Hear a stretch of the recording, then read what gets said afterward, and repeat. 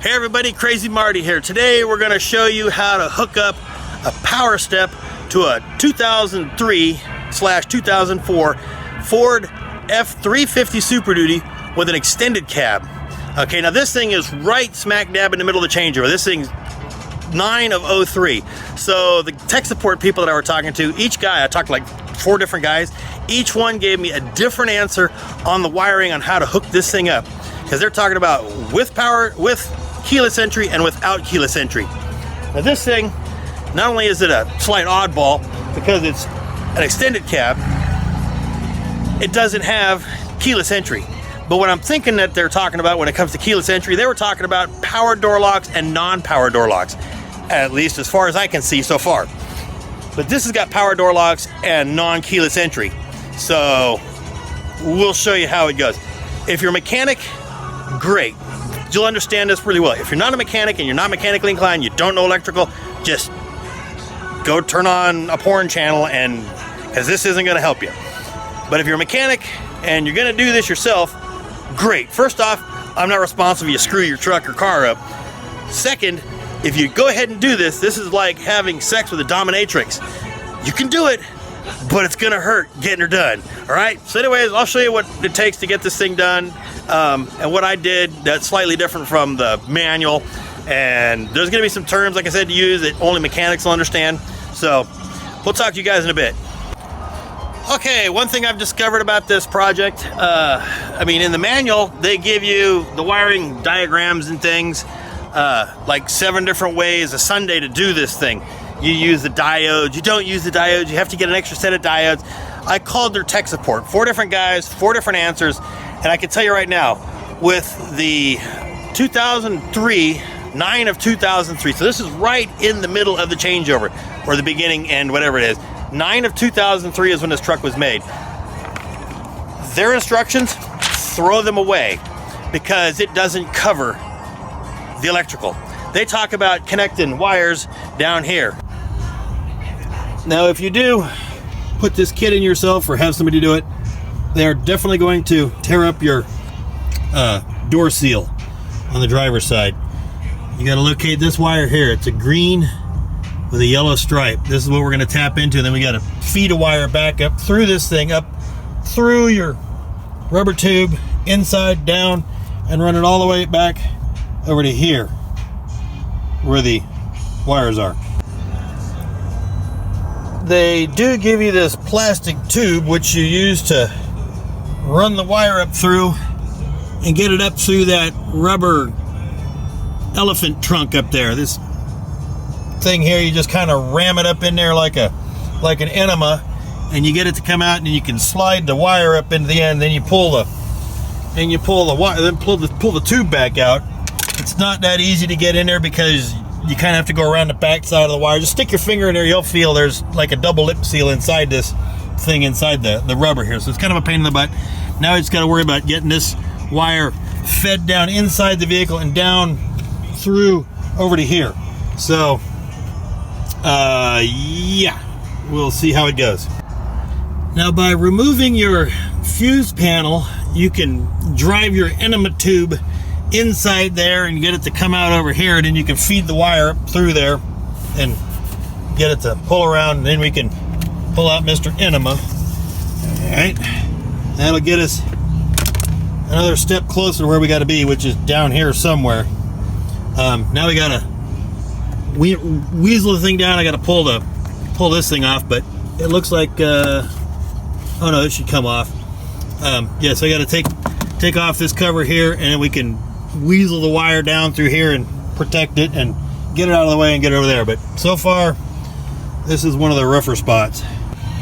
All right, now we've got the wire that's connected from over here. They've got that wire run through. Now we've connected it to this is the cute little connector thing they got here, these posi tap things, which are pretty neat. You just kind of strip the end of the wire, stick it up there, twist the thing, and it smashes stuff in there. Same with this, it's got a little piercing setup in there.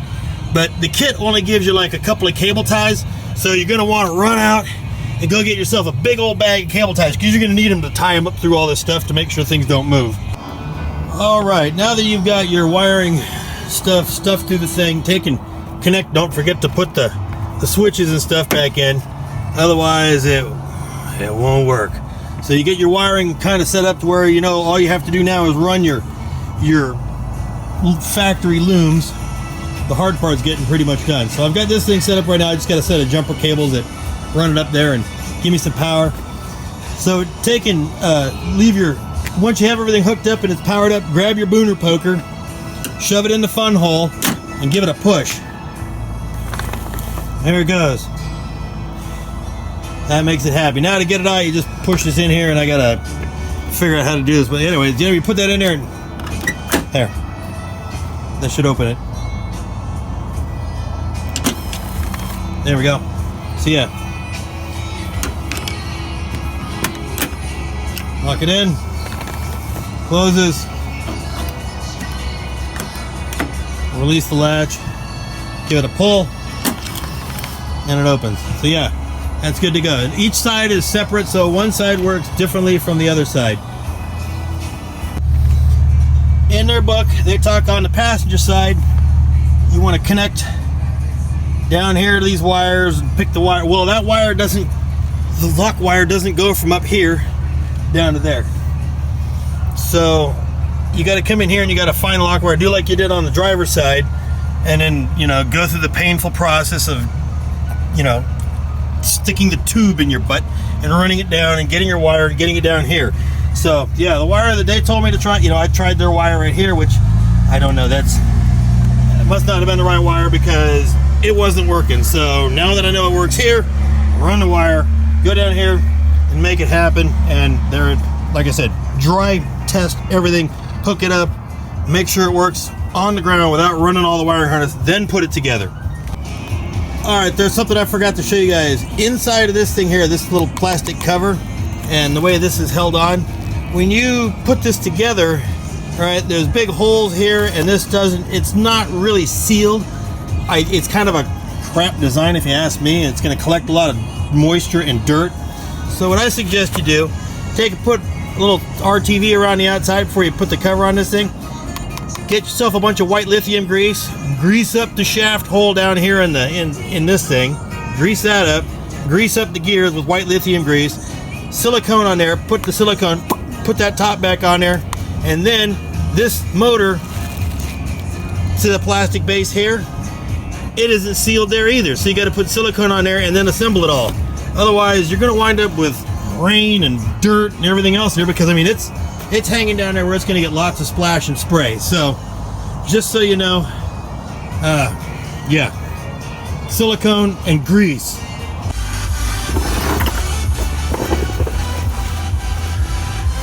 So after running the topside wires, I went ahead and fished my undercarriage wires down in here. This is our wire that connects up to the door indicators. That's the wire there. Now we go ahead and let's get around here so you can see this thing. Here's the connectors, the brackets, they mount up right on. There's some prefabricated hole setups like this. So you have two clips that go onto these holes here, and then two bolts that go through onto that.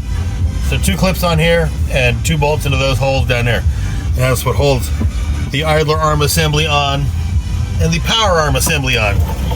And now we can run our lights that come out. We got lights that stick on the outside edge here.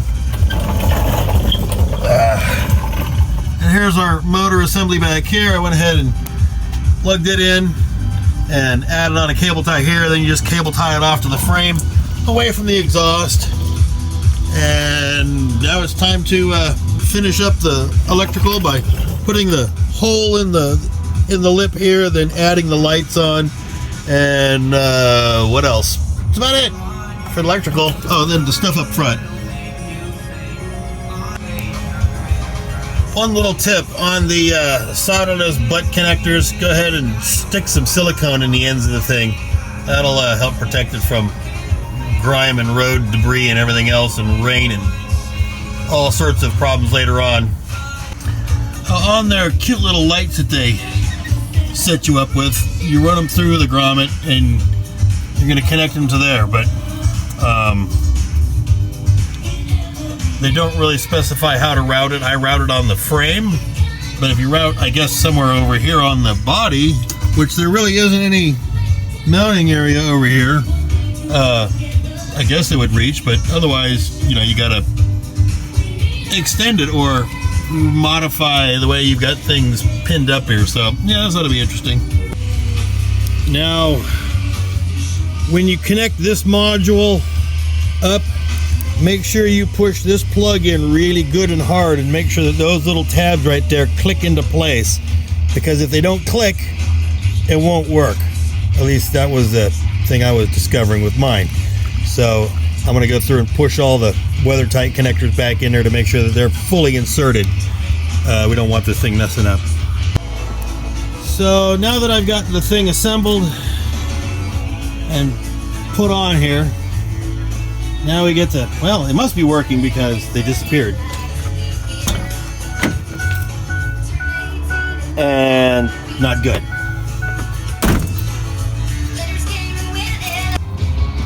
All right, so like I said, make sure you look at that connector. I've been fighting this thing because I'm, you know, every time I seem to mount it,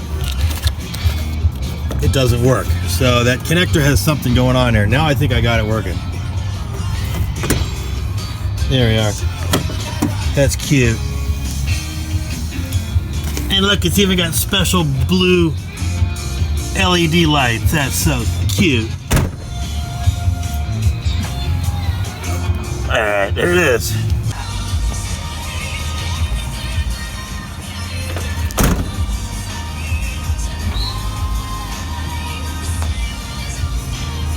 That's cool.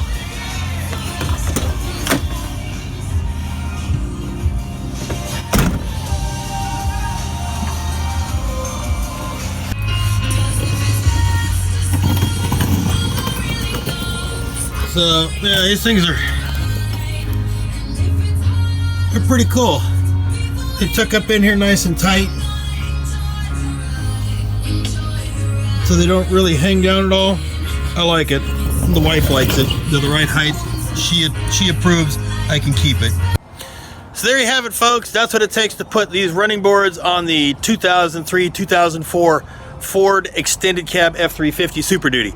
It did turn out kind of neat. I mean, these things, you open the door up, they pop down, close it,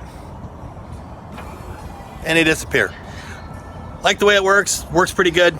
So anyways, as you can see, it was kind of a pain in the butt. There's a lot of things you have to do and a lot of things you need to look for. So it's not the easiest, but you can do it. Talk to you later. Crazy Marty out.